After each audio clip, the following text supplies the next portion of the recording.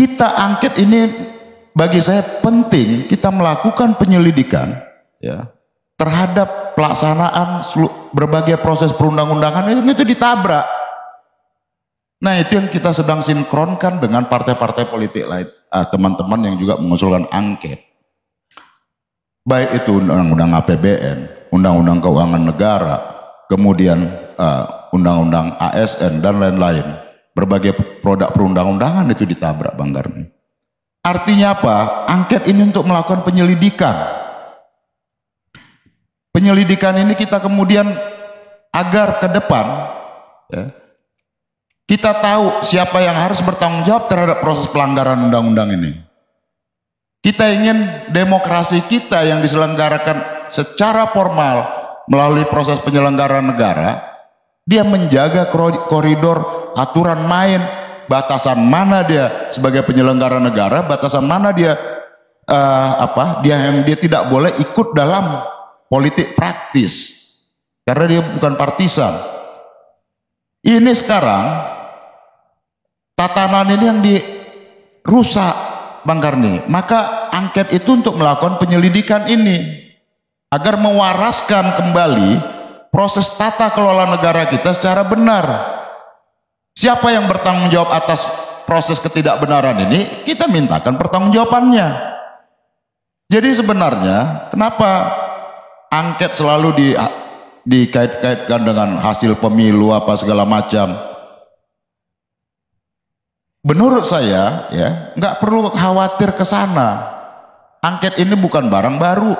Angket ini yang memang secara konstitusional negara memberikan seluruh proses dalam di mana kita menyelesaikan kalau ada pelanggaran undang-undang, di mana prosedur penyelesaiannya. Maka DPR diberikan kewenangan untuk melakukan penyelidikan itu.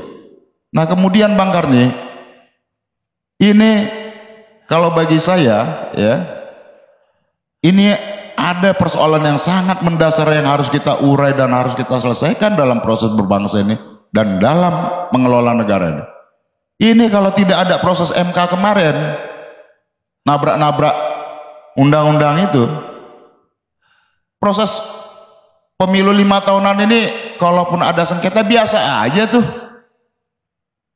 Sengketa di hasil biasa aja, tapi ini lebih dari itu. Kita merasakan bagaimana proses tahapan pra pencoblosan, tahapan kampanye, pelibatan aparatur negara yang seharusnya itu dia bersifat netral. Bagaimana bantuan sosial digelontorkan, bagaimana proses intimidasi melalui tangan-tangan instrumen penegak hukum dan lain-lain itu dilakukan, yang seharusnya ini nggak boleh terjadi di era pemilu reformasi demokrasi ini. Ini kok kita kebalik, reformasi ini dikembalikan ke titik nol.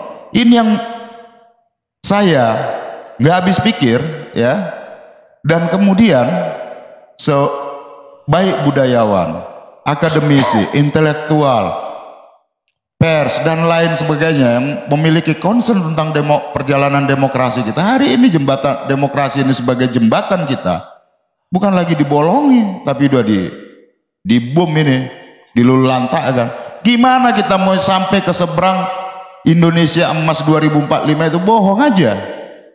Kalau kemudian ini tidak kita urai dari sekarang, kita akan berhadapan pada persoalan nanti pilkada di seluruh provinsi dan kabupaten kota. Kalau ini tidak kita urai, yang ada ini keotik di mana-mana. Hari ini belum, tapi dia akan menemukan momentumnya yang kita nggak tahu. Nah, maka penyelidikan ini penting agar proses demokrasi ini bisa berjalan stabil, ya.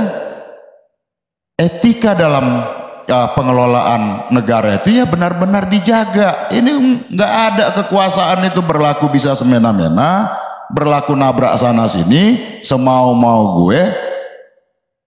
Kekuasaan dalam sistem kerajaan aja, sistem monarki, dia membangun sistem. Ada norma yang juga yang mengatur dan membatasi perilaku kekuasaannya untuk tidak absolut dan semena-mena. Nah ini sekarang kita republik Kok perilaku kekuasaannya melampaui raja yang sangat absolut? Bahaya kita kan.